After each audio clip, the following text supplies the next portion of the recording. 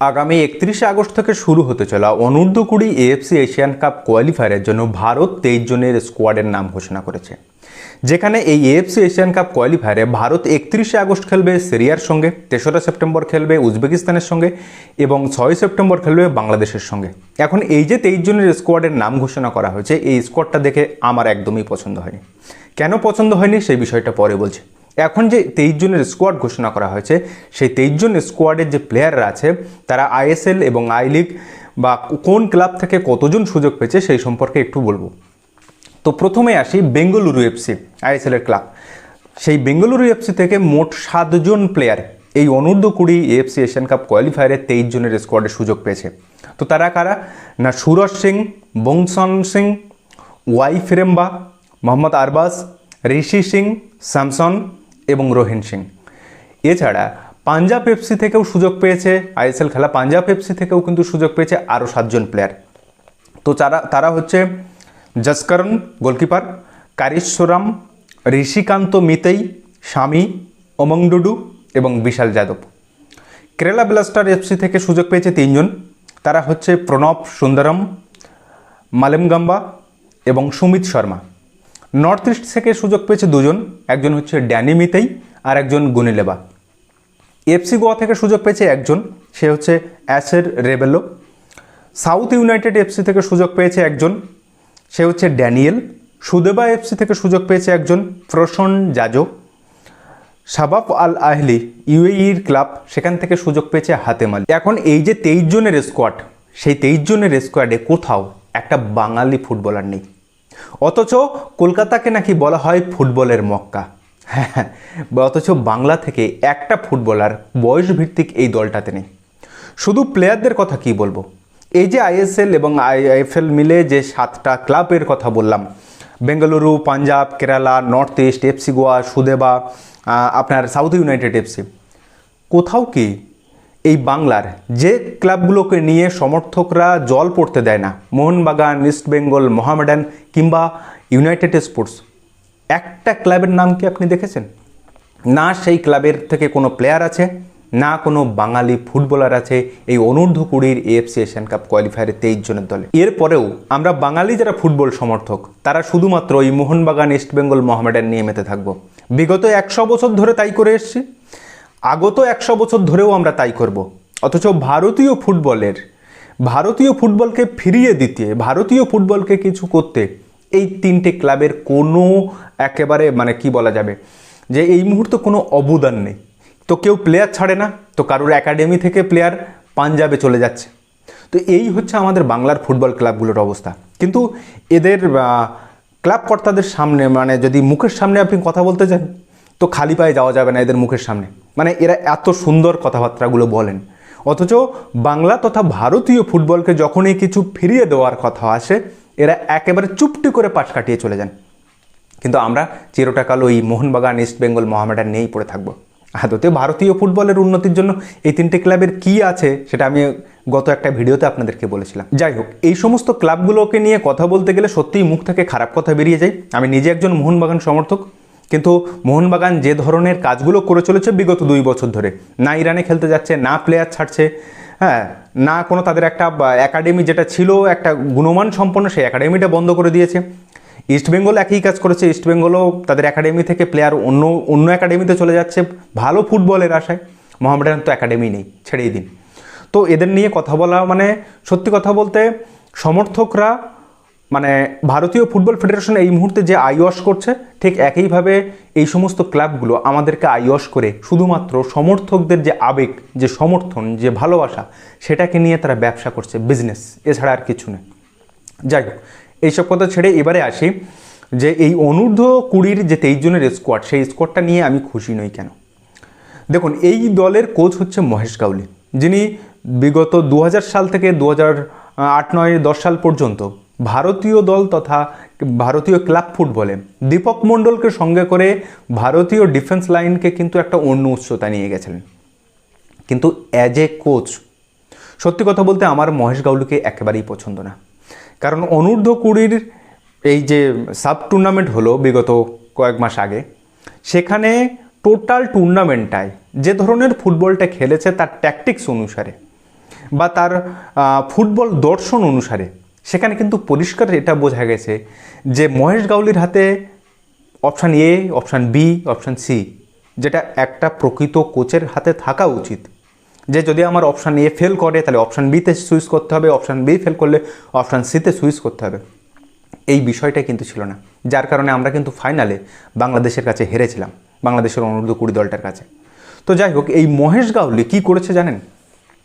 এই মহেশ গাউলি এমন দুটো প্লেয়ারকে এই অনূর্ধ্ব-20 দল থেকে বাদ দিয়ে, তো এখনও পর্যন্ত সেই অনূর্ধ্ব-20 প্লেয়ারটি সিনিয়র ফুটবলে 828 মিনিট খেলেছে, যেখানে সে একটা গোল এবং দুটো অ্যাসিস্ট করেছে, এবং নিজে যে বিদেশের যে ক্লাবটিতে খেলে সেই ক্লাবটিকে 6th ডিভিশন থেকে 5th ডিভিশনে তুলতে কিন্তু প্রচণ্ড হেল্প করেছে। এবং একই সঙ্গে ওই ক্লাবটির অনূর্ধ্ব-19 বিভাগে যখন সে খেলতো সেখানে সে 8 ম্যাচে 6টা গোল পর্যন্ত করেছে, এবং সে খেলে ইউরোপের টপ লিগের একটা দেশ স্পেনের ক্লাব অ্যাটলেটিকো মার্বেলার হয়ে। সেই অগস্তো ভাটকে বাদ দিয়েছে, আরও একজনকে বাদ দিয়েছে, যে প্লেয়ারটি খেলে স্লোভেনিয়ার টপ টায়ারের ইউথ লিগে এনকে ব্রাভোর হয়ে, যে ওই ক্লাবের হয়ে উয়েফা ইউথ চ্যাম্পিয়ন্স লিগ খেলেছে পর্তুগালের ক্লাব এফসি পোর্তোর বিপক্ষে। এফসি পোর্তোর নাম আপনারা অনেকেই শুনেছেন রোনাল্ডোর কারণে। এফসি পোর্তো মানে পর্তুগালের একটা টপ টায়ারের ক্লাব এবং দুর্দান্ত একটা ক্লাব, সেই ক্লাবের বিপক্ষে ইউথ চ্যাম্পিয়ন্স লিগে খেলা ইউহান বেঞ্জামিন, তাকেও কিন্তু বাদ দিয়েছে। কারণ হিসেবে কি বলেছে জানেন?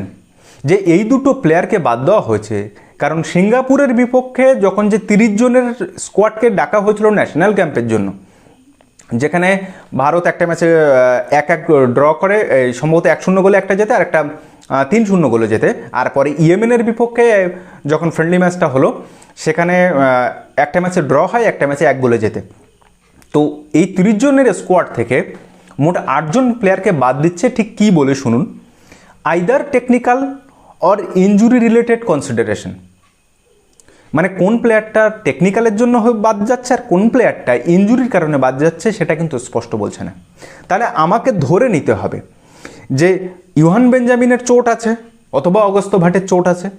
যদি দুজনের কারোর চোট না থাকে তাহলে এই দুজনকে বাদ দেওয়া হচ্ছে, কেননা মহেশ গাউলি তার ট্যাকটিক্স অনুযায়ী এই দুজনকে ফিট করাতে পারছেন না। রিয়েলি মহেশ গাউলি এই দুজন যদি আপনার ট্যাকটিক্সে ফিট না করতে পারে, এই দুজন বিদেশের টপ লিগে ইউরোপের টপ লিগে খেলছে এবং দুজনেই, এদের দুজনকে ছাড়া দল ঘোষণা করা মানে জাস্ট এটা কি এটা হাস্যকর পর্যায়ে পরিণত হলো না? মানে এটা ঠিক কী ধরনের চিন্তা ভাবনা হলো? মিস্টার গাউলি, আপনার কাছে কি ভারতের কোনো ফুটবল একাডেমির প্রেশার ছিল যে কারণে সেই সমস্ত প্লেয়ারকে ইনক্লুড করার জন্য আপনি এই দুজনকে বাদ রাখলেন? আমার তো সেটাই মনে হয়। দেখুন, এখন অনেকেই আমাকে বলবেন যে ইউহান বেঞ্জামিন আর অগস্তো ভাটকে বাদ দিয়েছে তাতে কী হয়েছে, হাতেম আলী তো ডাক পেয়েছে। দেখুন, হাতেম আলীকে নেওয়ার পিছনে আমার যে রিজনটা মনে হচ্ছে বা আমার ব্যক্তিগতভাবে যেটা মনে হচ্ছে সেটা হচ্ছে যে ইউএইতেও ডাক পেয়েছিল হাতেম আলী। ইউএইর জাতীয় মানে অনূর্ধ্ব-20 দলের হয়ে এই এএফসি এশিয়ান কাপ কোয়ালিফায়ার যেটা 31 আগস্ট থেকে শুরু হচ্ছে সেখানে ইউএইর জাতীয় দলে সে সুযোগ পেয়েছিল। এখন হাতেম আলীকে যদি ভারতীয় দল থেকে বাদ দেওয়া হয় তাহলে তো সে তো অলরেডি ইউএইর হয়ে গিয়ে খেলতে চলে যাবে। ফলে এটাও একটা আইওয়াশ করার যে আমরা হাতেম আলীকে বিদেশের লিগে খেলা একটা প্লেয়ারকে কিন্তু আমরা আমাদের এএফসি এশিয়ান কাপ কোয়ালিফায়ার খেলতে নিয়ে যাচ্ছি।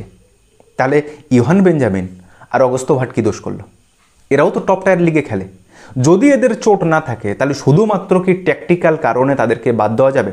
যদি চোট থাকে তাহলে তো আর কোনো প্রশ্নই ওঠে না যে তারা বাদ গেছে, কিন্তু এক্স্যাক্ট তো সেটা বলতে হবে যে এই দুজন কেন বাদ পড়ল। আর অন্যদিকে কোচ জোয়াকিম আলেকজান্ডার, যিনি ভারতীয় অনূর্ধ্ব-17 মহিলা দলের কোচ এবং সদ্য সহকারী কোচ হিসাবে যিনি যুক্ত হয়েছেন ইস্টবেঙ্গলের হয়ে ইন্ডিয়ান ওমেন্স লিগ জেতা অ্যান্টনি অ্যান্ড্রুস, তো এরা ভারতীয় অনূর্ধ্ব-17 মহিলা দলকে এশিয়ান কাপ কোয়ালিফায়ারের আগে প্রস্তুতি ম্যাচের জন্য উজবেকিস্তানে গিয়েছেন, যেখানে আগস্ট মাসের 27 এবং 30 তারিখে উজবেকিস্তানের সঙ্গে দুটো ফ্রেন্ডলি ম্যাচ খেলবে ভারতের এই অনূর্ধ্ব-17 মহিলা।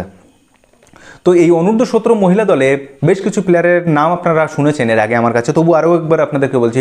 মুন্নি, অভিষ্ঠা বাসনেট, অনুষ্কা কুমারী, ঝুলন এবং বাংলার প্রীতিকা বর্মন, বনিফিলিয়া, অম্বালিকার মতো প্লেয়ার যারা প্রতিশ্রুতিমান, যারা কিন্তু গত বছর এএফসি এশিয়ান কাপ কোয়ালিফায়ারে দুর্দান্ত লড়াই করেছিল এবং দারুণ একটা সুযোগ পেয়েছিল পরবর্তী রাউন্ডে যাওয়ার, কিন্তু যেতে পারেনি। কিন্তু এবারে কিন্তু তাদের সামনে সেই সুযোগটা আছে। তো এখান থেকে এই ভারতীয় মহিলা ফুটবল কতটা এগিয়ে যেতে পারে সেটা কিন্তু দেখার আছে। তবে আগামী 31 আগস্ট থেকে যে ছেলেদের অনূর্ধ্ব-20 দলটা খেলতে যাচ্ছে, যেখানে সিরিয়াও খুব কঠিন একটা দল হতে যাচ্ছে, উজবেকিস্তানও কঠিন দল হতে যাচ্ছে, বাংলাদেশও কিন্তু তাদের ডায়াসপোরা বা বংশোদ্ভূত প্লেয়ারকে কিন্তু নিজেদের দলে এনে নিজেদেরকে অনেকটা শক্তিশালী করেছে। যদিও এই মুহূর্তে তাদের কোচকে নিয়ে, কোচ জেরার্ড জোন্সকে নিয়ে একটা টালমাটাল পরিস্থিতি চলছে। কখনো দেখতে পাচ্ছি বলছে যে তাকে কোচের পদ থেকে অব্যাহতি দিয়ে দেওয়া হয়েছে, কখনো আবার বলছে না, তিনি আবার কোচের পদে আছেন।